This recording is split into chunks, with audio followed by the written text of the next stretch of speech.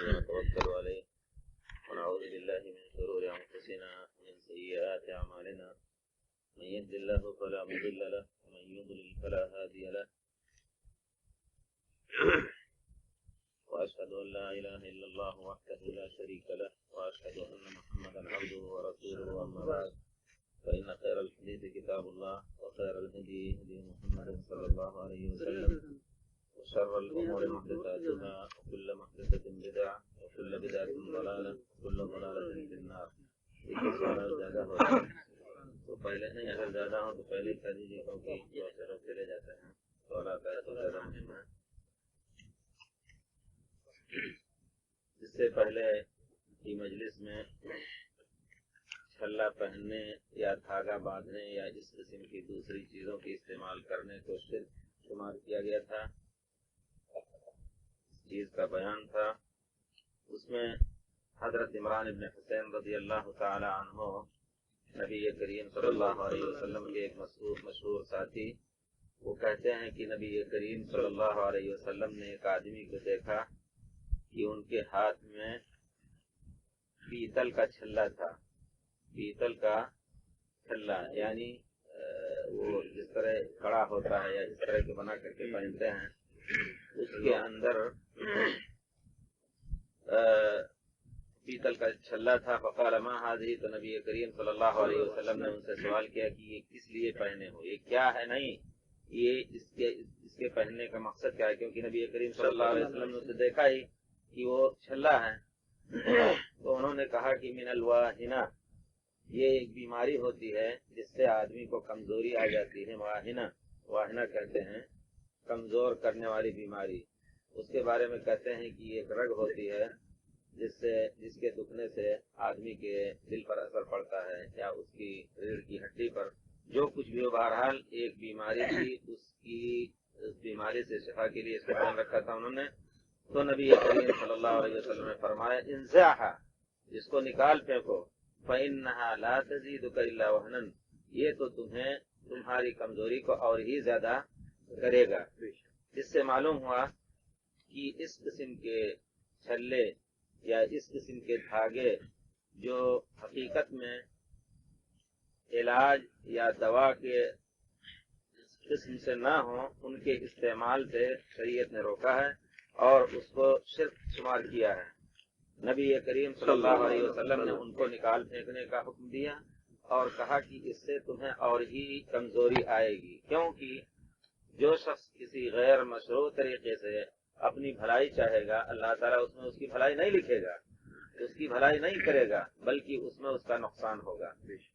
فَإِنَّكَ لَوْ مِتَّ فَإِنَّكَ لَا تَزِيدُكَ إِلَّا وَهْنًا، ہو سکتا ہے ظاہری طور پر اس کی صحت ٹھیک ہو، لیکن اس کی تفصیل نبی کریم صلی اللہ علیہ وسلم نے فرمائی. کمزوری کی ایک تفصیل یہ بھی ہے فَإِنَّكَ لَوْ مِتَّ وَهِيَ عَلَيْكَ مَا أَفْلَحْتَ أَبَدًا، اس کو پہنے ہوئے اگر تم مر جاؤ گے تو تم کبھی کامیاب نہیں ہو سکتے. نہ دنیا کی کامیابی حاصل ہوگی نہ آخرت کی کامیابی. پتہ نہیں ہاں آخرت کی کامیابی مقصود ہے، یعنی اگر یہ کام کرتے ہوئے تم یہ جانتے ہوئے کہ یہ ممنوع چیز ہے، اس کو استعمال کرتے ہوئے اگر تمہاری وفات ہو جائے تو تمہاری کامیابی کسی صورت میں نہیں ہوگی، یعنی آخرت میں اس کی وجہ سے بہت کچھ نقصان اٹھانا پڑے گا. اس سے معلوم ہوا کہ ہر وہ چیز جو دوا کے قسم سے، یہ چیز آپ یاد رکھیں، کیونکہ دوا جو ہے ہو سکتا ہے کوئی ایسی چیز ہو، جیسے کل میں نے مثال دی تھی کہ میں نے دیکھا ہے کہ بعض حکیم لوگ کسی کی آنکھ میں چوٹ لگ گئی، چوٹ لگنے کے بعد آنکھ میں کالا دانہ پڑ جاتا ہے، چھٹکی جس کو کہتے ہیں، اس کی وجہ سے وہ دھاگا کے ذریعے سے ایک کوئی جڑی یا بوٹی کوئی چیز ہوتی ہے اس کو باندھ دیتے ہیں کچھ دن کے لیے آنکھ پر، وہ آہستہ آہستہ اس کے اثر سے وہ چیز جاتی رہتی ہے. اگر اس قسم کی چیز ہے تو ممنوع نہیں ہے، کیونکہ یہ دوا کی قسم سے ہے. نبی کریم صلی اللہ علیہ وسلم فرماتے ہیں ما انزل اللہ داء الا انزل له دواء تداؤوا یا عباد اللہ، اللہ تعالیٰ نے جو بھی بیماری نازل کی ہے اس کے لیے دوا بھی اتاری ہے. اللہ کے بندو دوا کیا کرو. اگر دوا بھی چھوڑ دے آدمی اللہ کے توکل پر تو علماء نے اس کو جائز کہا ہے، لیکن چونکہ ہر شخص کا توکل اتنا مضبوط نہیں ہوتا ہے، کہیں ایسا نہ ہو کہ دوا نہ کرنے سے کل اس کے دل میں اور ہی وسواس پیدا ہو کہ اسلام جو ہے ہمیں تنگی میں رکھتا ہے، اس کے دل میں اور ہی تنگی محسوس ہو इस वजह से दवा के बारे में नबी करीम सल्लल्लाहु अलैहि वसल्लम ने इरशाद फरमाया कि दवा कर लिया करो अल्लाह के बंदो। इसके अलावा नबी करीम सल्लल्लाहु अलैहि वसल्लम अल्लाह पर भरोसा करने वालों में से सबसे बड़े भरोसा करने वाले थे। आपने खुद दवा का इस्तेमाल किया। आपका पैर मुबारक उसमें चोट आ गई थी, मोच आ गई थी, एक मरतबा आप घोड़े से गिर पड़े थे, बैठ करके आपने नमाज पढ़ाई थी, सब आपको मालूम है। लोगों ने खड़े होकर के आपके पीछे नमाज पढ़ी तो आपने पहला हुक्म जो दिया कि नहीं, इमाम जब बैठा रहे तो बैठ के नमाज पढ़ो। फिर आखिरी हुक्म अपने उसार और वफात के वक्त की ये कि हजरत अबू बकर ने आपके पीछे खड़े होकर के पढ़ाई। तो ये मसला याद दिलाने के लिए जिक्र कर रहा हूँ कि खुद प्यारे रसूल सल्लल्लाहु अलैहि वसल्लम ने इसमें दवा की। हजरत आयशा से किसी ने पूछा कि हमें इल्म दीन के इल्म के बारे में हमें कोई ताज्जुब नहीं, क्योंकि आपके घर में कुरान नाजिल होता था और हिकमत भी नाजिल होती थी, यानी सुन्नत नबी करीम सल्लल्लाहु अलैहि वसल्लम की हदीस और सुन्नत आप ही के घर में, आप ही लोगों के घर में होती थी। लेकिन मुझे ताज्जुब है कि आपको दवाओं का इल्म कहाँ से बहुत ज्यादा हुआ। वो हकीमा भी थी, समझ लीजिए। लोगों ने कहा कि आपको दवाओं का इल्म कहाँ से हुआ, तो कहा कि नबी करीम सल्लल्लाहु अलैहि वसल्लम बशर थे। देखिए अकीदे की भी चीज यहाँ साथ लेते चलिए। जो लोग कहते हैं कि नहीं बशर, नबी करीम सल्लल्लाहु अलैहि वसल्लम बशर नहीं थे, नूर थे, यानी अल्लाह का टुकड़ा थे, ये सब बातों की भी तरदीद हमेशा हर नस या हर आयत और हदीस से आपको मिल जाएगी। तो उन्होंने कहा कि नबी करीम सल्लल्लाहु अलैहि वसल्लम बशर थे और आपको अवारिज बीमारी वगैरह भी लाहिक होती रहती थी। बादिया से लोग आते थे, यानी देहात से और जंगलों के बसने वाले लोग आते थे, जो इलाजों का तरीका इन्हीं जड़ी बूटियों से करते थे। वो नबी करीम सल्लल्लाहु अलैहि वसल्लम के लिए दवा बयान करते थे तो मैं याद कर लेती थी। तो कहने का मतलब ये हुआ कि ये ना सोचे कोई कि नहीं दवा की किस्म से कोई चीज हो उसका बांधना या उसका इस्तेमाल करना भी गलत है। नहीं, वो चीज जिसका दवा से कोई ताल्लुक ना हो उसको इस्तेमाल करना, और उस खास तौर पर इस अकीदे से, जिस अकीदे के जरिए से लोगों के पुराने अकीदे चले आए हैं, गलत अकीदे, उस अकीदे से अगर कोई शख्स कोई काम करता है तो उसको मना किया जाता है। आमतौर पर पीतल के छल्ले या फंदे या काले धागे या और इस किस्म की चीजें नजर बद से बचाने के लिए लोग इसी नीयत से पहनते हैं कि इसके जरिए से या ये जो है नजर बद से बचाएगा।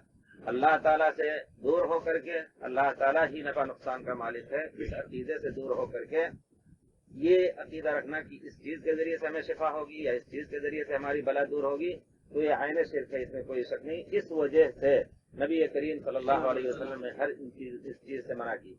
आपको मालूम होगा, शायद यहाँ भी मैंने देखा था, लोग बहुत से लोग एक किस्म का पट्टा आता है जो गेटिस की शक्ल का होता है, लोग बहुत दूर दूर से तलब करते हैं, क्या मक्के में मिलता है, वो ब्लड प्रेशर वगैरह के लिए मुफीद होता है, लोग उसको मांगते थे। यकीनन उसमें कोई खसूसियत नहीं है। अगर आप ये कहते हैं कि उसकी वजह से रग दबती है तो किसी चीज से भी आप बांध सकते हैं। रग दबने की वजह से तो खून का दबाव और ही गलत हो सकता है। इस वजह से इस किस्म के पट्टे भी आजकल लोग बहुत कुछ बेचते होंगे और लोग खरीदने के शौक में वहां से भी लिखते हैं, यहाँ भी आते हैं, लोग खरीदते हैं। इस किस्म की पट्टों से आप लोग बचने की कोशिश करें, क्योंकि इसकी कोई शरई हैसियत नहीं और इलाजी हैसियत भी नहीं। अगर उसकी इलाज की कोई शक्ल होती, डॉक्टर लोग कहें कि नहीं ये चीज वाकई मुफीद है, तो कोई गलत नहीं है। लेकिन लोग एक अकीदा चल निकला है कि इस किस्म के पट्टे पहनने से हमें शिफा होगी, और वो वही अकीदा है जैसे पुराने जमाने के पीतल का पहना करते थे लोग। इस वजह से इन सब चीजों को हरगिज नहीं इस्तेमाल करना चाहिए। अक़बा बिन आमिर रज़ी अल्लाह ताला अन्हु नबी करीम सल्लल्लाहु अलैहि वसल्लम से रिवायत करते हैं, मन तअल्लक़ तमीमतन फला अतम्म अल्लाह। देखिए नबी करीम सल्लल्लाहु अलैहि वसल्लम की बद्दुआ है उस शख्स के हक में जो तावीज या गंडे लटकाता है। तमीमा कहते हैं उस तावीज को जो बांध करके जिसमें लटकाया जाए, गर्दन में हो या हाथ में हो या कमर में हो। ये सब जगहें हैं।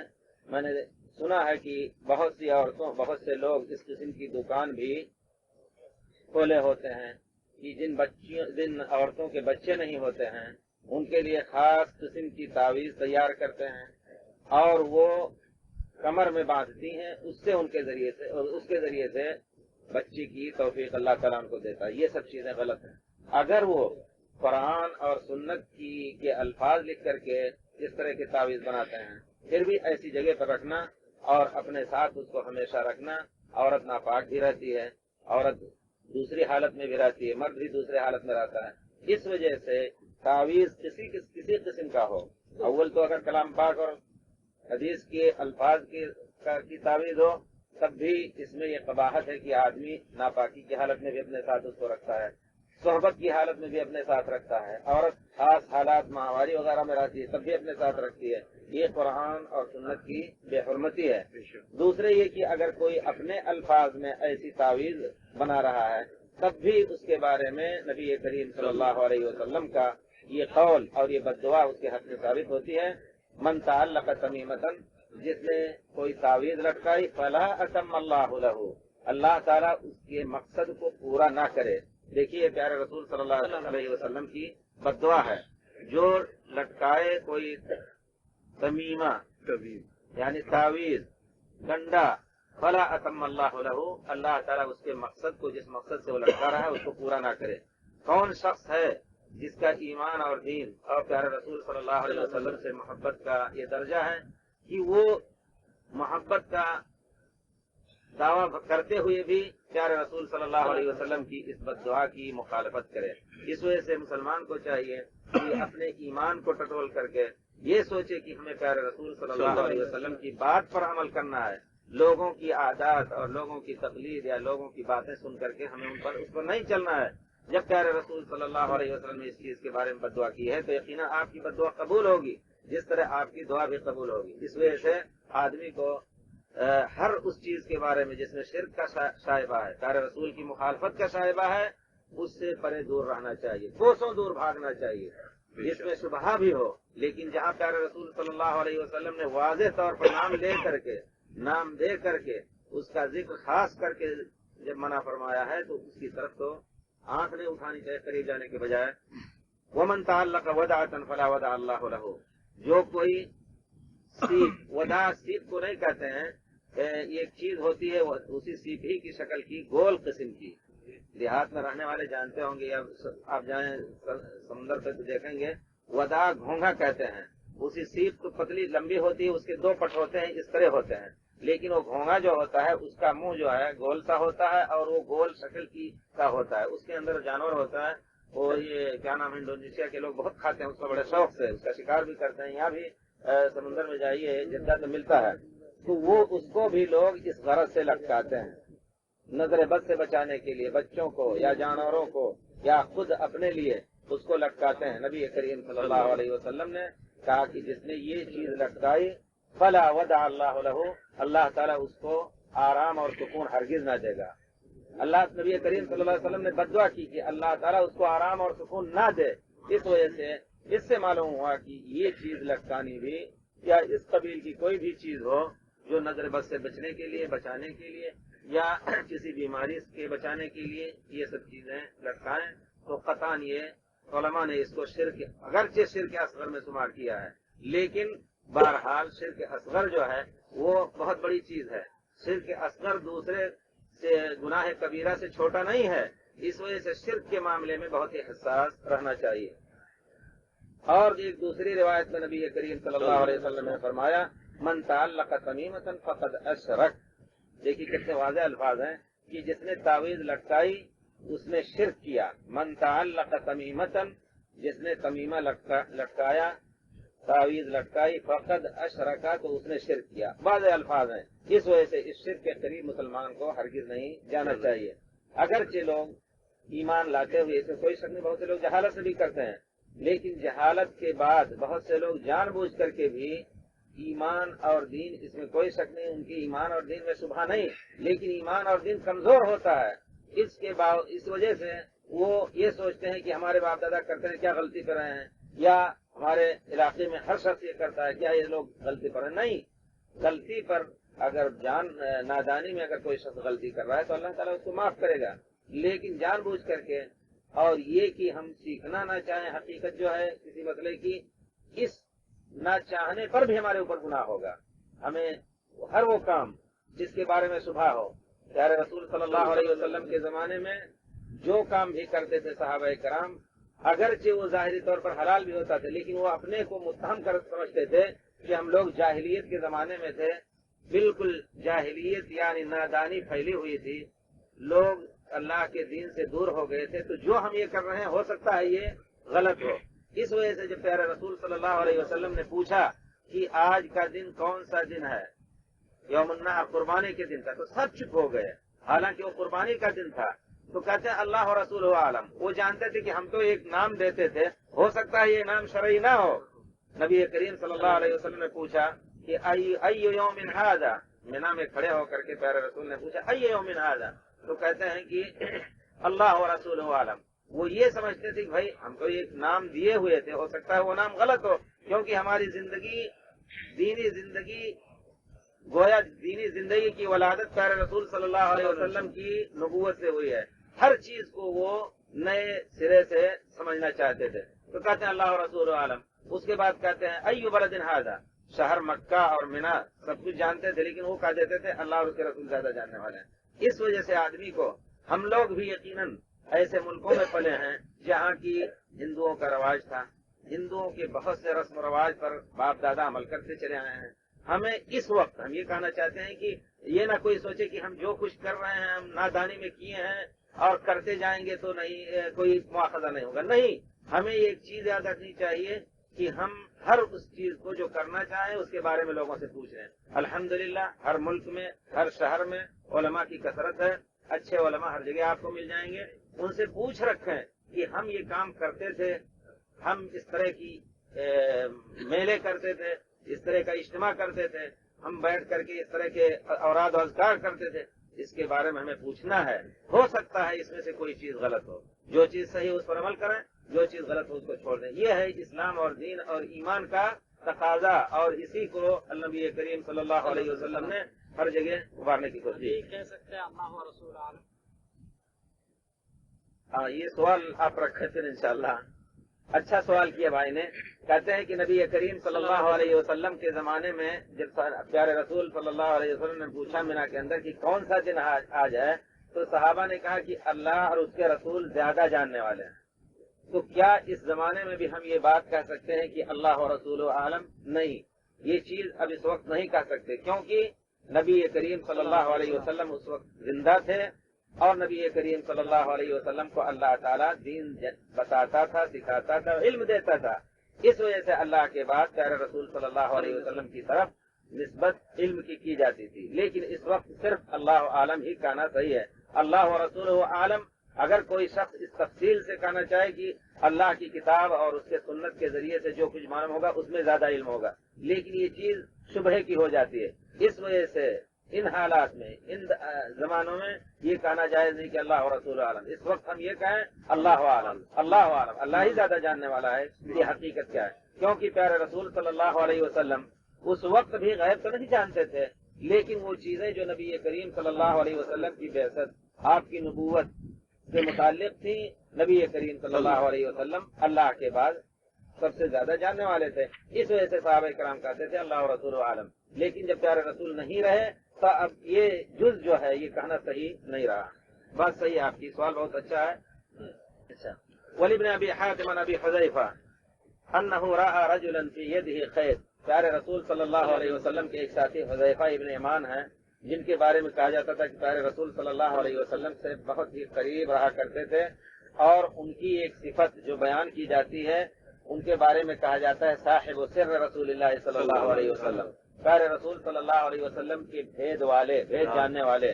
خاص طور پہ نبی کریم صلی اللہ علیہ وسلم نے ان کو آنے والے فتنوں کی، بہت سے فتنوں کی خبر دی تھی کہ یہ چیزیں ہونے والی ہیں، اور منافقین جو مدینے میں تھے ان کو ان کے نام بنام نبی کریم صلی اللہ علیہ وسلم نے حضرت حذیفہ کو بتایا تھا، یہاں تک کہ حضرت عمر رضی اللہ تعالیٰ عنہ، حضرت ابو بکر رضی اللہ تعالیٰ عنہ بھی اس بھید کو وہ نہیں جانتے تھے۔ دیکھیے پیارے رسول صلی اللہ علیہ وسلم نے ان کو ایک خاص خصوصیت سے نوازا تھا۔ حضرت عمر ان کو کہتے تھا باللہ یا حذیفہ اسمان لک رسول اللہ صلی اللہ علیہ وسلم من المنافقین، قسم دلا کر کے اللہ کی قسم ہے حذیفہ بتاؤ کیا پیارے رسول صلی اللہ علیہ وسلم نے مجھے منافق کو نہیں بتایا ہے تمہیں؟ تو کہتے تھے کہ نہیں، تم کو، آپ کو منافق نہیں کہا ہے، لیکن اس کے بعد کوئی بھی یہ سوال کرے گا تو اس کو ہم نہیں بتائیں گے، یہ ان کا کہنا تھا، کیونکہ یہ پیارے رسول صلی اللہ علیہ وسلم کی امانت ہے۔ یہ حضرت حذیفہ رضی اللہ تعالیٰ عنہ فرماتے ہیں انہوں نے خود حضرت حذیفہ نے ایک آدمی کے ہاتھ میں دیکھا کہ وہ بخار کی دفع کی غرض سے، بخار کو دور کرنے کی غرض سے دھاگا باندھ رکھا تھا ہاتھ میں. فقطعہ، حضرت حذیفہ نے اس کو توڑ دیا، کاٹ دیا اس دھاگے کو. وتلا قولہ تعالی، اور حضرت حذیفہ نے اللہ تعالیٰ کی اس کلام پاک کی اس آیت کی آیت کی تلاوت کی. وما یؤمن اکثرهم باللہ الا وهم مشرکون، بہت سے لوگ ایمان تو رکھتے ہیں لیکن اللہ کے ساتھ شرک بھی کرتے ہیں. یعنی ٹھیک ہے ایمان کا ایمان سے نکلنے کا یا کافر ہونے کا شبہ نہیں، لیکن وہ بہت سے لوگ یہ ایمان کا دعویٰ کرتے ہوئے، ایمان کے اعمال کرتے ہوئے شرک کرتے جاتے ہیں. یعنی نادانی میں ہو سکتا ہے کرتے جاتے ہیں، انہوں نے شرک رکھا نام اس کا. اس کا مطلب یہ ہے کہ آدمی بہت سے ایسے کام شرک کے نہ جاننے میں بھی کر سکتا ہے کہ یہ سمجھ لے کہ یہ چیز صحیح ہے، یہ سمجھتے ہوئے وہ شرک کے کام بھی کر سکتا ہے. ساتھ میں روزے بھی رکھ سکتا ہے، نماز بھی پڑھ سکتا ہے، لا الہ الا اللہ محمد رسول اللہ کے اکثر تقاضے کو پورا بھی کرتا ہے، لیکن غلط چیز کو بھی کرتا رہتا ہے. اس وجہ سے آدمی کو بہرحال اپنے اعمال کو تلاش کرتے رہنا چاہیے کہ ہمارا کون سا عمل سنت کے مطابق ہے، کون سا عمل اللہ کے حکم کے خلاف ہے، اس کو ڈھونڈتے رہنا چاہیے. اور آپ یہ سوچنے کا ایک مقام یہ بھی ہے کہ پیارے رسول صلی اللہ علیہ وسلم نے فرمایا خیر القرون قرنی، سب سے پوری دنیا کی زندگی پوری دنیا میں یا پوری قیام آدم علیہ السلام سے لے کر کے اور قیامت تک سب سے اچھا زمانہ جو ہے وہ میرا زمانہ ہے، اس میں کوئی شک نہیں. نبی کریم صلی اللہ علیہ وسلم کا وجود، آپ کے صحابہ کرام کا وجود ایسا مبارک زمانہ تھا کہ جس کے بدلے یا جس کے مقابل کوئی زمانہ کسی زمانے میں نہیں ہو سکتا ہے، کیونکہ پیارے رسول صلی اللہ علیہ وسلم سب سے افضل نبی اور آپ کا دین سب سے مکمل دین، آپ کے صحابہ سب سے افضل اور سب سے متبع اور اپنے آپ کو اللہ کے دین پر پیارے رسول کے احکام پر شہید کرنے والے سب سے زیادہ وفادار آپ کے صحابی تھے. آپ مقابلہ کریں، جب حضرت موسیٰ علیہ السلام نے اپنے ساتھی یہودیوں کو کہا کہ چلو، تو کہتے ہیں اذهب انت وربك فقاتلا انا هاهنا قاعدون، تم جاؤ اور آپ کے رب جائیں، ہم نہیں جا سکتے جنگ کرنے، جائیے آپ اور آپ کے رب جنگ کریں، ہم انا هاهنا قاعدون، ہم تو یہاں بیٹھے ہیں. لیکن جب نبی کریم صلی اللہ علیہ وسلم نے اشارہ کیا تو صحابہ نے کہا کہ اگر آپ برق غماد اب میں بھی آپ اپنے گھوڑے دوڑا دیں، بہت بڑا جنگل ہے اس میں، تو ہم آپ کے پیچھے دوڑیں گے. اللہ یا رسول اللہ ہمیں آپ پیچھے نہیں پائیں گے. صدق عند اللقاء، ہم انشاءاللہ جنگ کے وقت پورے طور پر اپنی جان توڑ کوشش کریں گے. تو کہنے کا مطلب یہ ہے کہ یہ بہت ہی مبارک زمانہ تھا. صحابہ کے بعد تابعین اور صحابہ کا زمانہ، نبی کریم صلی اللہ علیہ وسلم اور صحابہ کا زمانہ ایک، اس کے بعد صحابہ کے ساتھ تابعین کا زمانہ، اس میں بھی شرک کی چیزیں پائی جاتی تھی. یہ چیز ہم خاص طور پہ اس وجہ سے ذکر کر رہے ہیں کہ جب شرک کی یہ چیزیں اس زمانے میں بھی پائی جاتی تھی تو اس 1400 سال 1800 سال کے بعد بھی یہ سب چیزیں پائی جائیں گی. یہ نہ کوئی کہے، بہت سے لوگ ایسے ہوتے ہیں کہ آپ لوگ ہر مسلمان کو متہم کرتے رہتے ہیں کہ یہ لوگ شرک بھی کرتے ہیں. نہیں، ایسی چیز ہم یہ نہیں کہتے ہیں کہ جان بوجھ کے کرتے ہیں، ہے بہت سے لوگ جان بوجھ کے بھی کرتے ہیں، لیکن بہت سے لوگ نادانی میں چونکہ ایسے ماحول میں پلے ہیں جو ان سب اعمال کے مرتکب تھے اور اسی کو کرنے کو دین ہی سمجھتے تھے، اس وجہ سے وہ کر رہے ہیں. لیکن اس کا سمجھنا اور اس کے بارے میں معلوم کرنا کہ یہ چیز صحیح یا نہیں ہے ہمارا فرض ہے. جان لینے کے بعد اس کا چھوڑ لینا بھی فرض ہے. جب صحابہ کے زمانے میں اس طرح کی چیز ہو سکتی ہے جو خیر القرون میں سے تھا، تو بعد میں یہ چیزیں بہت کچھ آگے حد تک آ سکتی ہیں. اس وجہ سے ہم سب کو اپنے دین ایمان کا ہر ٹکڑا اور ہر گوشہ ڈھونڈنا چاہیے کہ کون سا کام دین کا ہے اور کون سا کام دین کے خلاف کا ہے.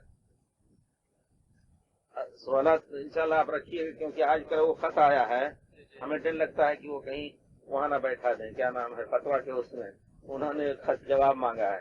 تو سوالات وغیرہ یہی چلتے رہیں تو زیادہ مفید رہیں گے انشاءاللہ. باب ما جاء جی باب ما جاء فی الرقى والتمائم، رقع جھاڑ پھونک اور اسی طرح تعویذ کے بارے میں کچھ اور ذکر.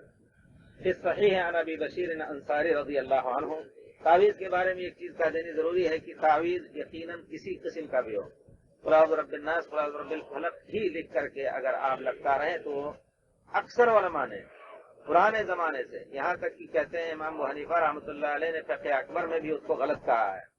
امام ابو حنیفہ رحمۃ اللہ علیہ نے بھی اور اس کے علاوہ جتنے ائمہ ہیں سب نے اس کو غلط کہا ہے. بعض علماء نے اگر کوئی شخص کلام پاک یا پیر رسول صلی اللہ علیہ وسلم کی ثابت شدہ دعا کو لکھ کر کے اگر کسی کو پہناتے ہیں تو اس کو جائز کہا ہے. لیکن صحیح مسئلہ یہی، دل کے اطمینان والا یہی ہے کہ اس کو چھوڑ دینا چاہیے. کیوں؟ یعنی کلام پاک کی آیت بھی لکھ کر کے کسی کی گردن میں نہ لٹکائی جائے. جیسا کہ میں نے ذکر کیا کہ آدمی غلط حالات میں بھی، ناپاک حالات میں بھی رہ سکتا ہے، کلام پاک کی بے حرمتی ہوگی. دوسری سب سے بڑی بات یہ ہے کہ جو چیز پیارے رسول صلی اللہ علیہ وسلم نے نہیں کی، اگر کوئی شخص کہے کہ نہیں اس چیز کے اندر کوئی حرج نہیں ہے، تو سب کچھ حرج اس وجہ سے اس میں ہو جائے گا کہ پیارے رسول صلی اللہ علیہ وسلم نے یہ چیز نہیں کی. کیونکہ اللہ تعالیٰ نے ہر نبی کو، پیارے رسول صلی اللہ علیہ وسلم فرماتے ہیں اپنی صفت اور اپنے بھائی انبیاء کی صفت کے بارے میں بتاتے ہیں کہ ما بعث اللہ رسولا، اللہ تعالیٰ نے جس نبی کو بھی بھیجا ہے اس نبی کا یہ فریضہ تھا کہ اپنی امت کے لیے جو چیز مفید سمجھیں ان کو بتا دیں، اور امت کے لیے جو چیز نقصان دہ سمجھیں اس سے امت کو ڈرا دیں. اور میں تم کو اس سے ڈراتا ہوں کہ 3 ڈھیلوں سے کم سے استنجا نہ کرو، قبلہ کی طرف بیٹھ کر کے پیشاب پائخانہ نہ کرو، اور دوسری چیزیں جو آپ نے بیان فرمائی. تو کہنے کا مطلب یہ ہے کہ اگر اس میں خیر ہوتا تو پیارے رسول صلی اللہ علیہ وسلم ضرور یہ کام کرتے اور امت کو بتاتے. آپ کے تعویذ کا یا آپ کے جھاڑ پھونک کا طریقہ کیا تھا؟ احادیث میں، اور اسی طرح سبب نزول جو ہے، یعنی کس وجہ سے یہ آیت نازل ہوئی تھی، سورتیں قل اعوذ برب الناس، قل اعوذ برب الفلق، اس میں آپ علماء کا فیصلہ سنیے کہ جب نبی کریم صلی اللہ علیہ وسلم کو یہودی لڑکی نے جادو کر دیا، لبید ابن عاصم ایک یہودی تھا، اس کی لڑکی نے جادو کیا تھا، اور وہ پیارے رسول صلی اللہ علیہ وسلم کا بال لے کر کے یا کسی کا بال لے کر کے اس میں کئی گتھیاں اور کئی گانٹھیں ڈال کر کے، اور پھر اس کو کھجور کے کسی حصے میں، کھجور کا جو کونپل ہوتی ہے اس کے بیچ میں ڈال کر کے پھر اس کو کسی کنویں میں ڈال دیا تھا. نبی کریم صلی اللہ علیہ وسلم پر جادو کا اثر ہوا، لیکن اس درمیان شرعی معاملات میں علماء کا اتفاق ہے کہ کوئی ایسی چیز خلاف مطلوب نہیں ثابت ہوئی پیارے رسول صلی اللہ علیہ وسلم سے، یا نہیں صادر ہوئی. جادو کا اثر ہوا تو پھر حضرت جبریل علیہ السلام آئے اور نبی کریم صلی اللہ علیہ وسلم کو سکھایا کہ آپ قل اعوذ برب الناس اور قل اعوذ برب الفلق پڑھ کر کے اپنے اوپر پھونک لیں، اور فلاں جگہ جادو کی جو چیز ہے، بال ہے اور کچھ ہے، وہ رکھی اس کو نکال کر کے پھینک دیجیے. تو یہ چیز پیارے رسول صلی اللہ علیہ وسلم کو حضرت جبریل نے سکھائی. لکھ کر کے پہننے کا لکھنے والے موجود تھے، خود آیات اور قرآن لکھی جاتی تھی، لیکن حضرت جبریل علیہ السلام نے نبی اللہ تعالیٰ کے حکم سے نبی کریم صلی اللہ علیہ وسلم کو لکھنے کا یا تعویذ رکھانے کی ہدایت نہیں کی یا اس کا آرڈر نہیں دیا. اس وجہ سے اسی طرح نبی کریم صلی اللہ علیہ وسلم کا یہ شیوا تھا، یہ عادت مبارک تھی کہ صبح فجر کے بعد حضرت فاطمہ فرماتی ہیں کہ اللہ کے رسول ہمارے پاس آتے اور حسن اور حسین کو پکڑ کر کے اپنے داہنے اور بائیں ران پر بیٹھا کر کے قل اعوذ برب الناس قل اعوذ برب الفلق پڑھ کر کے آپ ان کے اوپر پھونکتے تھے. کان یعوذ بہما الحسن والحسین، حسن اور حسین جو پیارے رسول کے ناصر تھے. تو یہ طریقہ تھا پیارے رسول صلی اللہ علیہ وسلم کے جھاڑ پھونک کا. تعویذ پہن کے، تعویذ بنا کر کے، اس کو موم جمع کر کے، یہ سب طریقہ ہوتا ہے کہ وہ اپنے یہاں بیچتے بھی ہیں، چاندی کا ہو، سونا کا ہو، عورتوں کے لیے اس طرح کے بنا کر کے کہ وہ کھوکھلا رہتا ہے، اس میں بھر کر کے اور پھر اس پہ شاید موم جمع کرتے ہیں، پکا ہو جاتا ہے، پانی وغیرہ نہیں جاتا ہے. یہ سب چیزیں قطعی غلط نہیں، اس میں کوئی شک نہیں. اگر یہ چیز صحیح ہوتی تو پیارے رسول صلی اللہ علیہ وسلم ضرور اپنی امت کو اس کی ہدایت دیتے. اسی طرح جھاڑ پھونک کے بارے میں ہے، نبی کریم صلی اللہ علیہ وسلم حضرت ابو بشیر انصاری رضی اللہ تعالیٰ عنہ کہتے ہیں انہو کان مع رسول اللہ صلی اللہ علیہ وسلم فی بعض اسفاری، نبی کریم صلی اللہ علیہ وسلم کے ساتھ بعض سفروں میں حضرت ابو بشیر انصاری تھے. تو کہتے ہیں کہ پیارے رسول صلی اللہ علیہ وسلم نے ایک آدمی کو بھیجا کسی شہر میں یا کسی بستی میں، اللہ یبقین فی رقبۃ بعیر، جاؤ دیکھو کسی اونٹ کی گردن میں کوئی بھی رسی لٹکی ہو تو اس کو کاٹ دو، کیونکہ وہ لوگ نظر بد سے بچانے کے لیے یا کسی اور مقصد سے اس کے گردن میں وتر تانت لٹکا دیا کرتے تھے. تانت ایک خاص قسم کی رسی ہوتی ہے، شاید سنا ہوگا آپ نے، جو پرانے زمانے میں غلیل بنا کر کے اس سے شکار وغیرہ بھی کرتے تھے. وہ کہتے ہیں کہ جانور کے پیٹھ کی خاص رگ سے اس کو بٹ کر کے بناتے ہیں، یہ وتر ہوتا تھا. لا يبقين في رقبة بعير قلادة من وتر او قلادة. نبی کریم صلی اللہ علیہ وسلم نے فرمایا کہ کسی قسم کی رسی اگر لٹکی ہو تو اس کو کاٹ دیں. یہ نبی کریم صلی اللہ علیہ وسلم نے ان کو حکم دے کر کے بھیجا. اس سے یہ معلوم ہوتا ہے کہ پیارے رسول صلی اللہ علیہ وسلم دین کی تبلیغ چاہے سفر میں ہوں یا حضر میں ہوں، مدینہ شریف میں مقیم ہوں یا چلتے پھرتے ہوں کہیں جہاد کے لیے یا اور کسی مقصد کے لیے، آپ ہر وقت دین کی تبلیغ اور دین سے جو مخالف چیزیں تھیں ان سے روکنے کی کوشش کرتے رہتے تھے صلی اللہ علیہ وسلم. دیکھیے یہاں بھی لوگ ایمان تو لے آتے تھے لیکن بہت سی جاہلی چیزیں ان پر عمل کرتے تھے. ایک چھوٹی سے چھوٹی اور بڑی سے بڑی چیز کی نشاندہی کے لیے نبی کریم صلی اللہ علیہ وسلم صحابہ کو بھیجتے تھے. اسی طرح حضرت علی رضی اللہ تعالیٰ عنہ فرماتے ہیں کہ نبی کیا میں اس چیز پر تمہیں نہ بھیجوں جس چیز کی غرض سے مجھے پیارے رسول نے بھیجا تھا؟ اللہ تدا قبرا مشرفا الا تمسہ، جہاں کہیں بھی اونچی قبر دیکھو اس کو برابر کر دینا. دیکھیے یہ چھوٹی چیز اس کو سمجھا جائے گا. کہیں گے کہ بہت سے لوگ جو آج کل بہت سی کمیٹیاں بنی ہیں وہ کہتے ہیں کہ اس قسم کی چیزوں کا چھیڑ چھاڑ بالکل نہ کیجیے، لوگوں میں اختلاف پیدا ہو گیا ہوگا. پیارے رسول صلی اللہ علیہ وسلم توحید کے ہر باب میں چھوٹی سے چھوٹی جو کسی زمانے میں بڑی چیز بڑی مشکل بن سکتی تھی اس کا خلا خما پیارے رسول صلی اللہ علیہ وسلم شروع ہی میں کر دینا چاہتے تھے. حضرت علی کو بھیجا، کہا کہ لا تدا قبرا مشرفا الا تمسہ، کوئی اونچی قبر دیکھو تو اس کو برابر کر دو. دوسری روایت میں آیا ہے کہ زیادہ سے زیادہ قبر کو ایک بالش اونچی رکھی جا سکتی ہے، یعنی اگر وہ برابر کرنا چاہے تو ایک بالش یا اس کے برابر ہی زمین کے برابر بالکل کر دیں. لیکن قبر کو اونچی بنانا اس سے فتنے کا سبب بن سکتا ہے. لوگ اس پر قبے بھی بنا سکتے ہیں، اس پر بلڈنگ بناتے تھے لوگ، اور اس کے اوپر سایہ کرنے کے لیے ان کو یا تو فخر کے لیے کہ ہمارے باپ دادا کی ہے یا اور کسی مقصد سے آہستہ آہستہ لوگ اس قبر کو پوجنے لگتے تھے. یہ پرانی امتوں کا طریقہ تھا. نبی کریم صلی اللہ علیہ وسلم نے فرمایا کہ ان طریقوں پر عمل کرو گے تو تم بھی انہی میں پڑ جاؤ گے. اس وجہ سے چھوٹی سے چھوٹی چیز توحید کی جو تھی خاص طور پہ نبی کریم صلی اللہ علیہ وسلم اس پر بہت کچھ دھیان کر کے اور اس کے خلاف آپ تبلیغ کیا کرتے تھے. یہاں بھی اونٹ کی گردن میں جو لوگ باندھا کرتے تھے رسی، یہ بھی اسی قبیل کی تھی. نبی کریم صلی اللہ علیہ وسلم نے خاص کر کے ان کو بھیجا کہ دیکھو کسی اونٹ کی گردن میں رسی دیکھنا تو اس کو کاٹ دینا.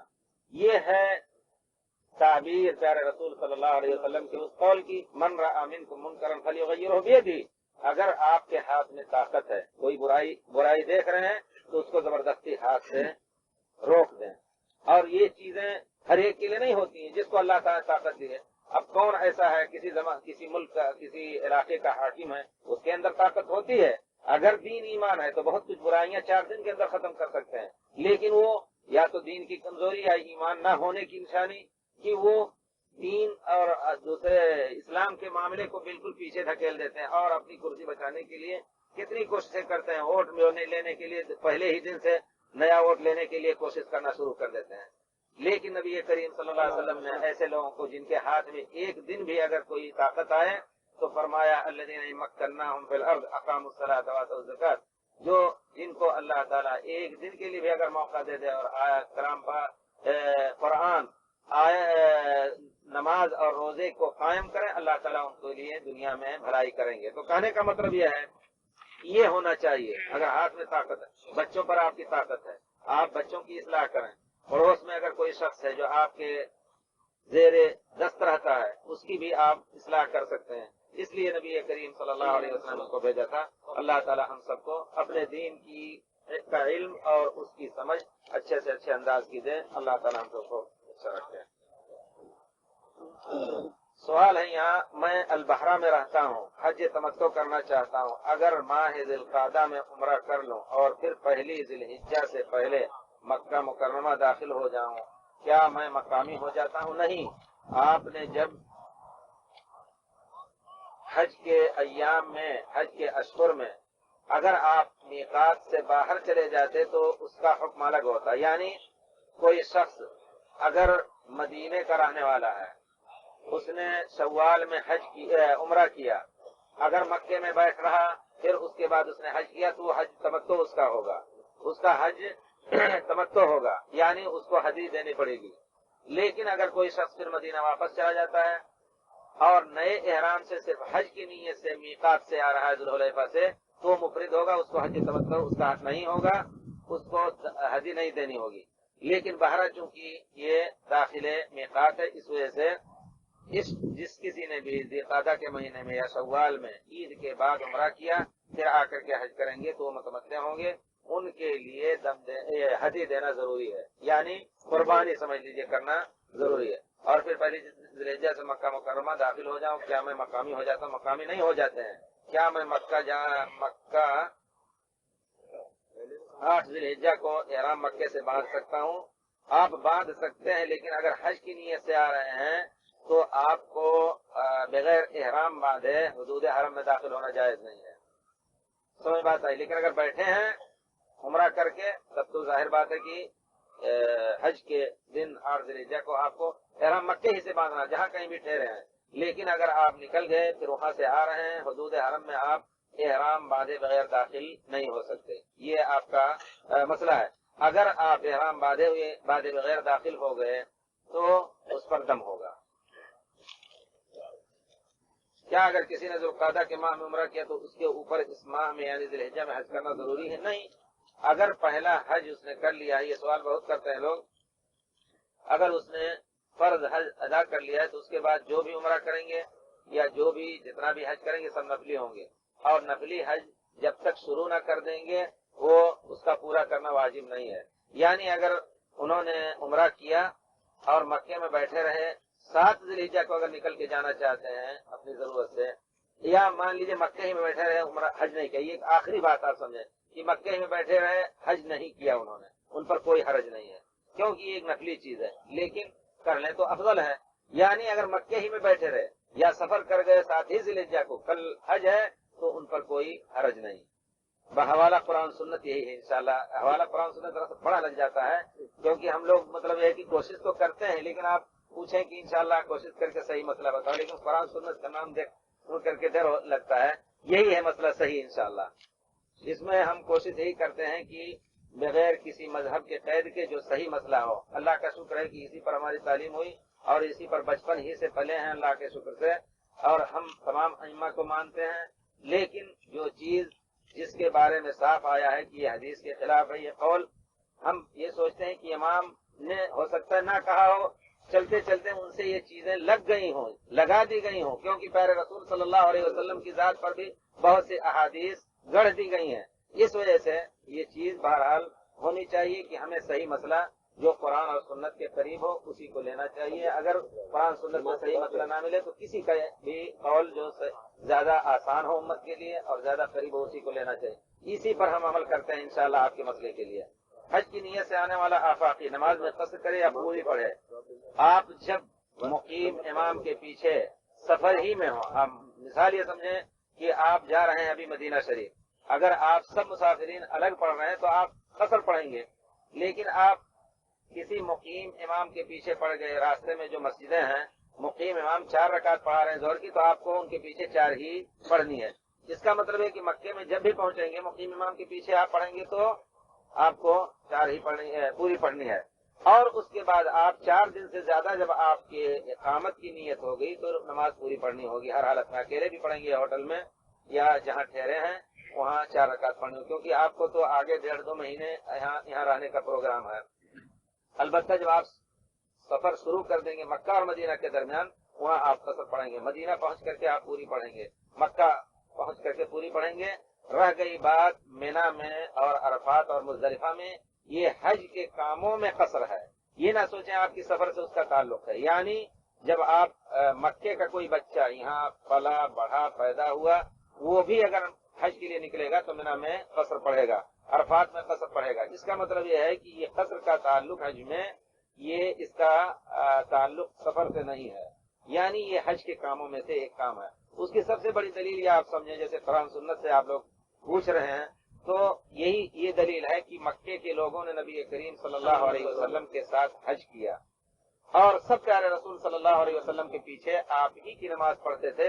کسی روایت میں نہیں آیا ہے کہ مکے والوں کو آپ نے ہدایت کی کہ ہم تو قصر پڑھیں گے, آپ لوگ مکے والے ہیں اس وجہ سے آپ لوگ پوری پڑھیں, کہیں نہیں آیا ہے. یا کہیں کسی صحابی نے آپ سے کہ صحابی نے نہیں بیان کیا, آپ کو کہیں نہیں یہ بات ملے گی کہ ہم لوگ پوری پڑھا کرتے تھے مکے والے.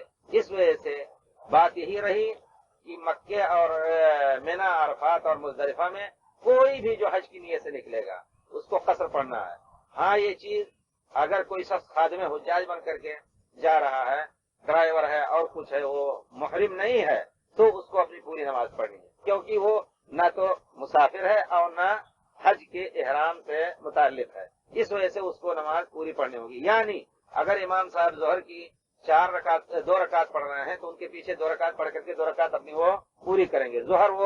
ظہر کے ساتھ عرفات میں اثر نہیں پڑھیں گے, نہیں پڑھ سکتے. مزدلفہ میں وہ ظہر کے ساتھ مغرب کے ساتھ عشاء نہیں پڑھ سکتے, مغرب کی پوری نماز پڑھیں گے, سنت پڑھیں گے. اور اسی طرح یہ فرق آپ لوگ واضح سمجھیں انشاءاللہ. ماہ ذی الحجہ میں قبل از حج نفلی روزہ رکھ سکتا ہے یا نہیں؟ رکھ سکتے ہیں. ماہ ذی الحجہ خاص طور پہ عشرہ اوائل کی بہت بڑی فضیلت ہے, لیکن 7 ذی الحجہ تک آپ رکھ سکتے ہیں. باقی 8 کو اگر چھوڑ دیں, 9 کو پیارے رسول صلی اللہ علیہ وسلم نے قطعاً نہیں رکھا روزہ عرفات میں. اسی طرح حج کے ایام میں, ایام تشریق میں نبی کریم صلی اللہ علیہ وسلم نے منع فرمایا. یعنی اگر آپ اس کے عشرہ ذی الحجہ کی فضیلت لینی چاہتے ہیں تو آپ کو انشاءاللہ 7 روزے رکھ کر کے بھی وہ پوری فضیلت آپ کو مل جائے گی, کیونکہ نبی کریم صلی اللہ علیہ وسلم نے فرمایا کہ بندہ جب جو اعمال نیک حضر میں یعنی سفر گھر میں کرتا ہے, سفر میں جا کر کے جو کام وہ اس سے چھوٹ جائیں گے, روزہ رکھتا ہے تو روزہ نہیں رکھے گا, پھر بھی اس کا ثواب اس کو ملتا رہے گا. جس طرح آپ کو 2 رکعت پڑھ کر کے 2 رکعت نفل ظہر کی اور 4 رکعت بعد کی اور 4 رکعت 8 8 16 4 4 8 2 10 15 اس کا پورا ثواب آپ کو ملے گا. اسی طرح آپ 7 ذی الحجہ تک روزہ رکھ کر کے انشاءاللہ پورا 10 ذی الحجہ کا اجر لے سکتے ہیں. اور اگر نہ رکھنا چاہیں تو آپ کے اوپر وہ نفلی چیز ہے, واجب نہیں ہے. وقوف ہے, لیکن عرفات میں پیارے رسول صلی اللہ علیہ وسلم نے روزہ نہیں رکھا ہے. اگر کسی شخص نے جو قربانی کی طاقت نہ رکھتے ہوں, ان کو اگر روزہ رکھنا ہے تو وہ بھی روزہ حج میں نکلنے سے پہلے رکھ لیں.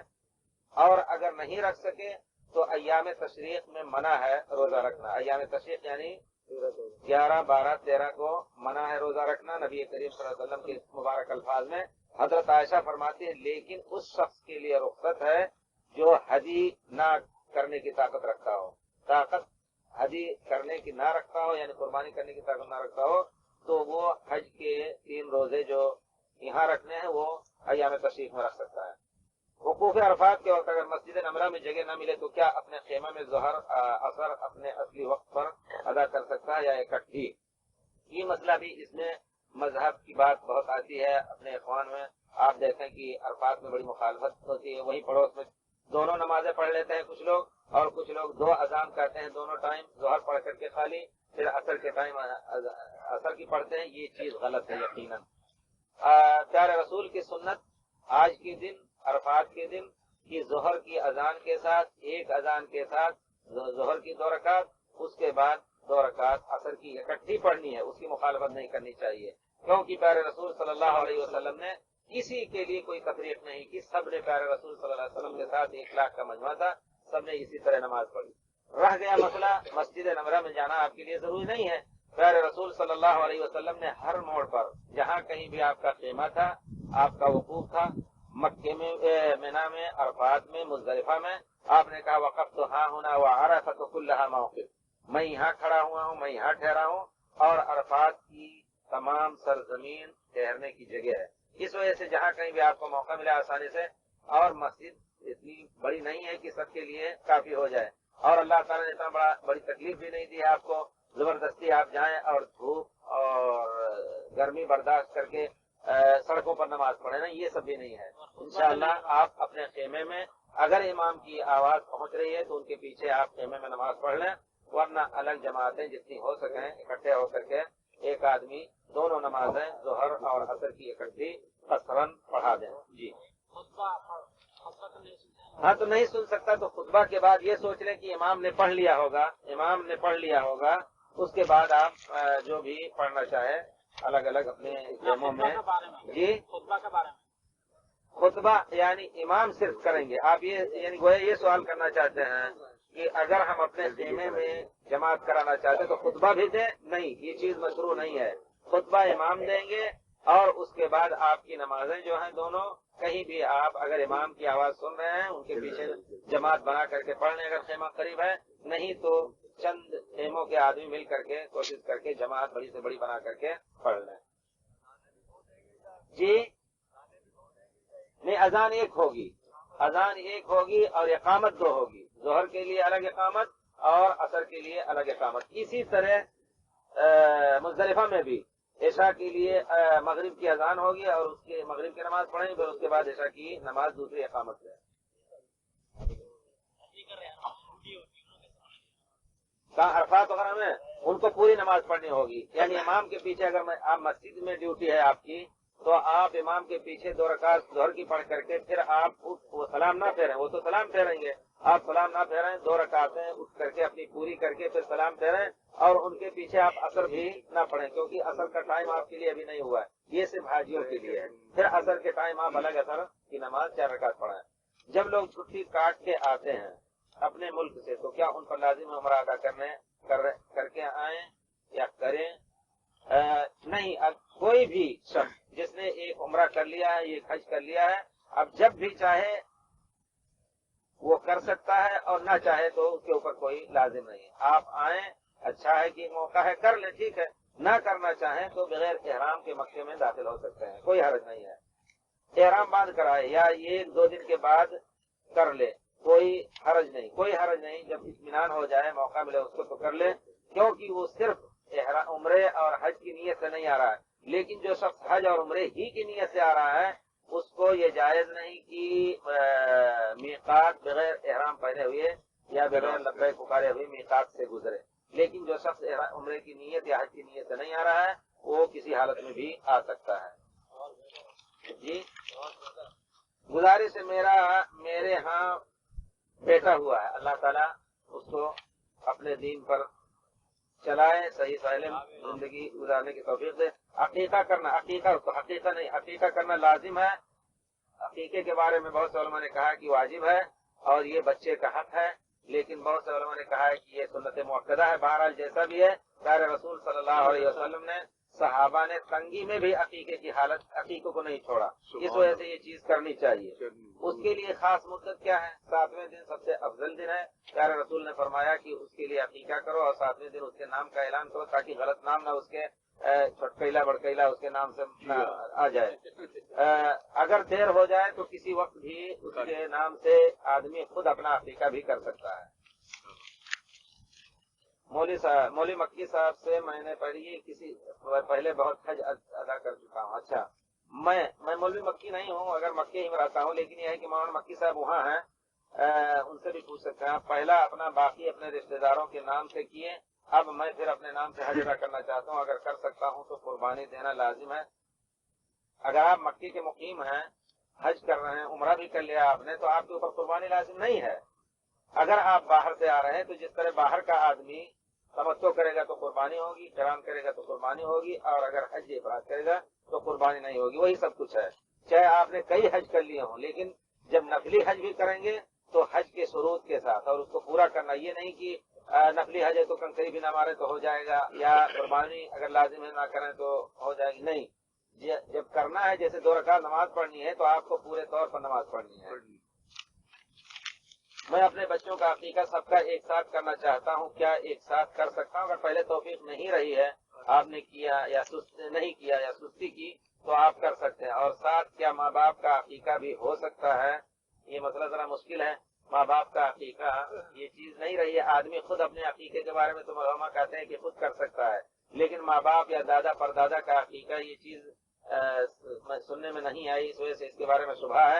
البتہ اپنا عقیقہ بھی کر سکتا ہے، یا بچے بڑے ہو گئے اگر پہلے نہیں کیا تو سب کا اکٹھا کر سکتا ہے یا متفرق اوقات میں کر سکتا ہے انشاءاللہ. سب کے لیے ایک الگ الگ. جی سب کے لیے ایک دے سکتا ہے. ہاں، یہ مسئلہ بہت اہم ہے. کیا جیسے قربانی ہے، قربانی میں 7 آدمی ایک اونٹ میں شریک ہو سکتے ہیں، ہدی میں 7 آدمی ایک اونٹ میں یا ایک گائے میں شریک ہو سکتے ہیں. کیا عقیقے میں بھی ایک اونٹ یا ایک بکری ایک گائے میں 7 آدمی شریک ہو سکتے ہیں؟ نہیں، یہ چیز صحیح نہیں ہے، کیونکہ نبی کریم صلی اللہ علیہ وسلم کی مبارک الفاظ جس سے علماء نے یہ مسئلہ لیا ہے کہ اریقو عنہ دمن، بچے کو 7ویں دن سر مڈاؤ اور ایک خون اس کے لیے بہاؤ اللہ کی راہ میں، ایک خون. تو ایک خون چاہے بڑا ہو یا چھوٹا اس کے نام سے اکیلے ہونا چاہیے. اونٹ ذبح کریں گے تب بھی ایک آدمی. یہ مسئلہ باقاعدہ علامہ ابن قیم کی یہ کتاب ہے تحفۃ المولود فی احکام المولود، بچوں کے احکام سے متعلق انہوں نے یہ کتاب لکھی ہے. اس میں باقاعدہ علماء کا یہ استنباط اور حدیث شریف کے ان الفاظ سے یہ مسئلہ نکال کر کے کہا ہے کہ نہیں، 7 آدمیوں کا عقیقہ ایک اونٹ یا ایک گائے میں نہیں ہو سکتا. آپ کا سوال بڑا اچھا رہا. میں انڈیا سے آیا ہوں اور 2 شوال کو عمرہ کیا، مجھ پر حج لازم ہے؟ اگر پہلے آپ نے حج کر لیا ہے، حج کی نیت سے نہیں، حج کے نیت سے آئے ہیں تب تو کرنا لازم ہے.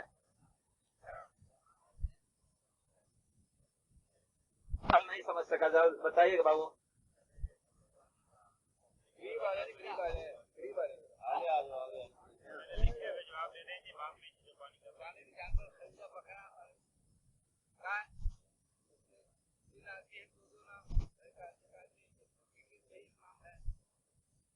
کوئی حرج نہیں ہے، یعنی قربانی میں 7 آدمی کا نام ہو سکتا ہے لیکن عقیقے میں 7 آدمی کا نام نہیں آ سکتا. ایک سر کے اوپر ایک بکرا، یعنی ایک بچے کے لیے ایک بکرا یا ایک اونٹ یا ایک گائے، پوری ایک جان، پوری ایک جان کے بدلے عقیقے میں. لیکن قربانی میں 7 آدمی شریک ہو سکتے ہیں، اونٹ میں بھی اور گائے میں بھی.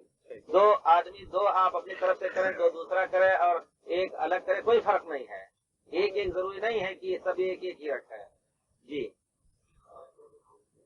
جی ہاں، لڑکے کے لیے جو ہے 2 ہے اور لڑکی کے لیے 1 ہے. نبی کریم صلی اللہ علیہ وسلم نے حسن اور حسین کی طرف سے 2 میڈھے کیے. جی صحیح ہے. آپ نے سوال کیا ہے کہ اگر آپ کوئی بھی حج کے لیے آ رہا ہے، عمرے کے لیے آ رہا ہے، اسی نیت سے یہاں آ رہا ہے تو اس کو تو عمرہ کرنے کے بعد حج کرنا لازم ہے. لیکن اگر کوئی شخص نفلی عمرہ کر رہا ہے، یہاں مقیم ہے، اس نے حج پہلے کر لیے ہیں تو اس کے اوپر حج لازم نہیں. یہ سوال بہت گزر چکا ہے. اگر نہیں ہے تو میرے بہنوئی صاحب کا میرے آنے کے بعد انتقال ہو چکا ہے، میں ان کے نام سے حج بدل کر سکتا ہوں. جی ہاں کر سکتے ہیں، اس میں کوئی شک نہیں.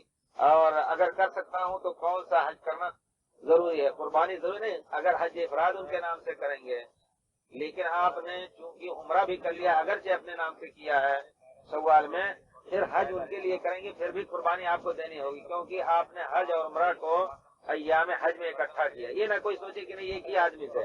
اللہ تعالیٰ فرماتے ہیں فمن تمتع بالعمرۃ الی الحج فما استیسر من الہدی، جس شخص نے عمرہ اور حج ایام حج میں اکٹھا کیا، اس میں یہ تفریق نہیں کہ کسی عمرہ کسی دوسرے کے نام سے اور حج کسی دوسرے کے نام سے. تو گویا اگر آپ نے عمرہ اپنے نام سے کیا اور حج کسی اپنے بہنوئی کے نام سے کر رہے ہیں تب بھی آپ کو قربانی دینی ضروری ہے. کون سا آپ بھائی شور نہ کریں. جی پیچھے ہو کر کے ذرا. میں نے رمضان کے بعد مدینے سے آتے ہوئے عمرہ کیا اور پھر طواف الوداع کر کے جدہ چلے گئے. کچھ دن بعد پھر مکہ واپس آ گئے، لیکن نہ جدہ سے احرام باندھا نہ عمرہ کیا. اب ہمارا حج تمتع ہوگا یا دوبارہ مسجد عائشہ سے عمرہ کریں؟ آپ کا حج تمتع ہی ہوگا، کیونکہ آپ نے اس درمیان حج کر لیا ہے. اب آپ یہاں بیٹھ کر کے عمرہ کر سکتے ہیں، اگرچہ احرام پہن کر کے نہیں آئے، کیونکہ ابھی آپ کو صرف حج کی نیت تھی اور آپ یہیں رہتے ہیں، مکے ہی میں رہتے ہیں. اس وجہ سے اگر آپ نے تمتع کیا ہے تو آپ کے اوپر قربانی لازم نہیں ہے. ہماری جہاز کیا نہیں، یہ تو جہاز کا مسئلہ آ گیا. ہمارا حج تمتع ہوگا یا دوبارہ مسجد عائشہ سے عمرہ کریں؟ ہمارے جہاز کی سیٹ 11 ذی الحجہ رات 10 بجے ہے. ہم 12 کی کنکری مارے بغیر یا کسی کے ذمہ لگا کر جا سکتے ہیں؟ نہیں جا سکتے، کیونکہ آپ کو ابھی جب سیٹ آپ کی 11 ذی الحجہ کو ہے اور حج مکمل نہیں ہوا تو سیٹ اس دن رکھنا ضرور جائز ہی نہیں ہے آپ کے لیے، کیونکہ ابھی آپ کو کنکری بھی مارنی ہے اور مینا میں رات گزارنی ہے، پھر اس کے بعد طواف وداع بھی لازم ہے. یہ نہ سوچیں کہ ہمیں کنکری کسی کے حوالے کر کے چلے جائیں. طواف وداع بنفسہ ہی آپ کو کرنا ہے، کوئی آپ کی طرف سے کوئی طواف وداع نہیں کر سکتا. اگر کسی نے طواف وداع نہیں کیا تو اس کے لیے قربانی دم دینا واجب ہو جائے گا.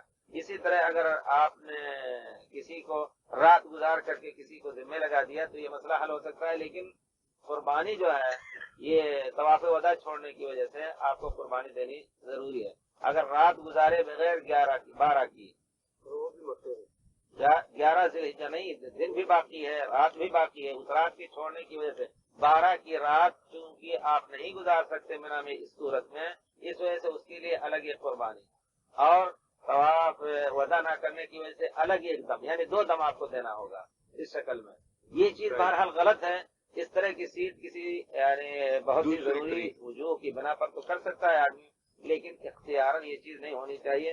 بہت سے لوگ ایسا کرتے ہیں اور بہت سی کمپنیاں ایسا کرتی ہیں۔ ایک چیز آپ کے حج کا مسئلہ ہے، کمپنیوں کو تو اپنی مصلحت نکالنی ہے، آپ اپنی مصلحت کے سامنے رکھیں اور سیٹ کو بہرحال پیچھے کرا دیں ایک دن۔ جی، میری بیوی نے عمرہ رمضان میں کیا تھا، جب رمضان کے بعد مکہ آئے تو مخصوص ایام کی وجہ سے عمرہ نہ کر سکی، اب مسجد عائشہ سے عمرہ کرنا ضروری ہے؟ نہیں، عمرہ کرنا ضروری نہیں، کیونکہ عمرہ ایک ہی فرض تھا، وہ کر لیا انہوں نے۔ اگر کرنا چاہیں تو پھر مدینہ وغیرہ جائیں تب عمرہ کریں، مسجد عائشہ سے عمرہ صحیح نہیں کہا ہے علماء نے۔ جی جلدی کریں ذرا سا۔ ہم مکہ مکرمہ میں کام کرتے ہیں، اگلے سال حج کر لیے، پھر اس سال رمضان میں عمرہ بھی کیے اور 15 دن کے لیے ہم ریاض چلے گئے تو آپ ادا کیے بغیر ہم پر دم واجب ہے؟ واجب نہیں ہے انشاءاللہ، جب آپ یہی رہنے کا آپ کا فیصلہ ہے اور ہم کو انشاءاللہ حج بھی کرنا ہے تو کون سا حج کریں؟ قرآن حدیث کی روشنی میں انشاءاللہ آپ کا حج، چونکہ آپ مقیم کی حیثیت ہے آپ کی، اس وجہ سے حج افراد کر لیں گے، کوئی حرج نہیں۔ جی ہم ریاض سے آئے، علاج کیا ہے، پاکستان سے آئے، آپ ہی کہہ لیں۔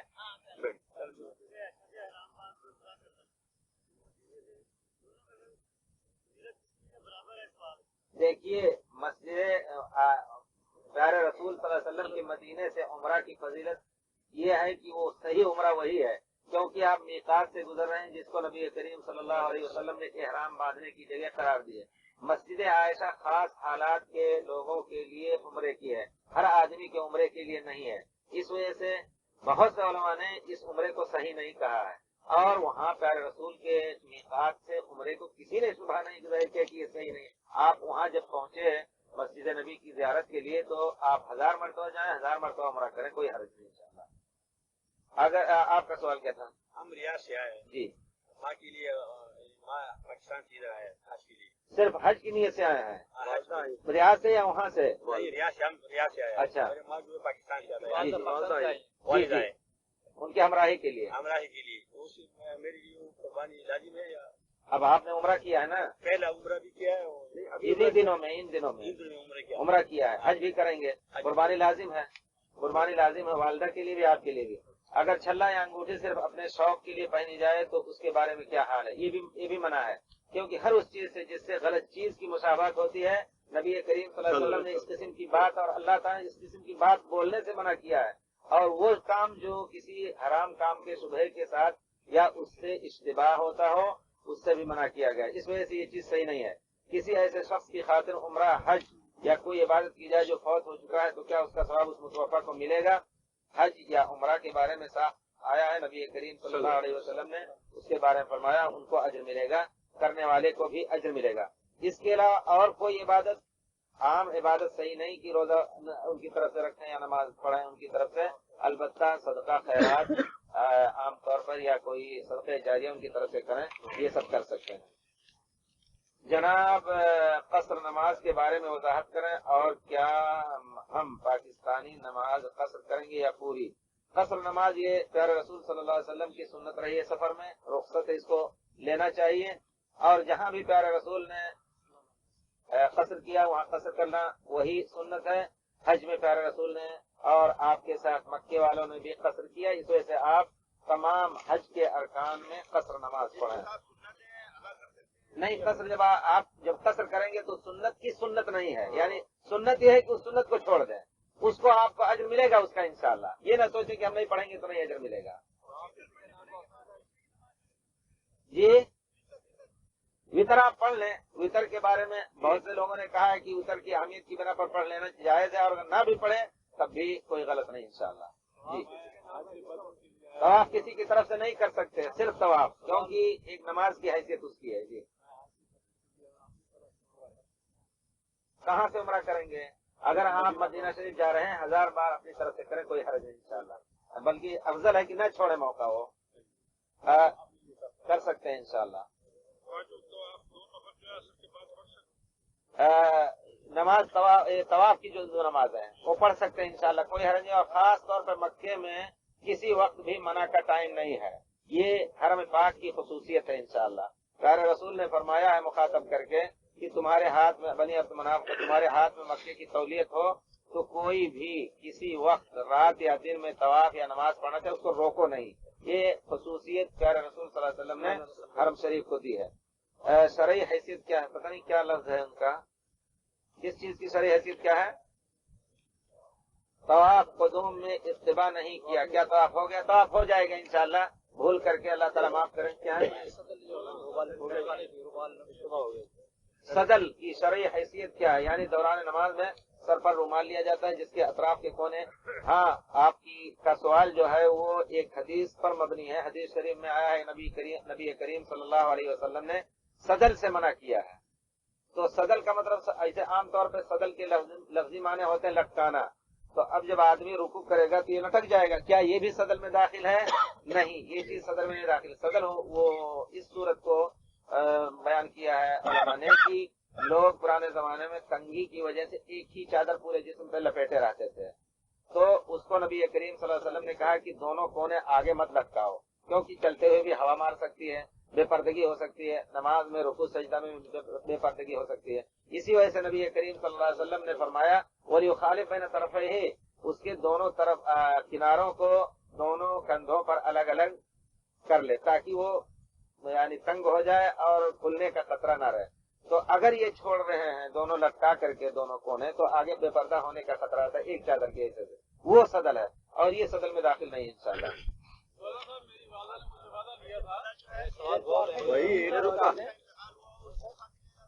ये लिख के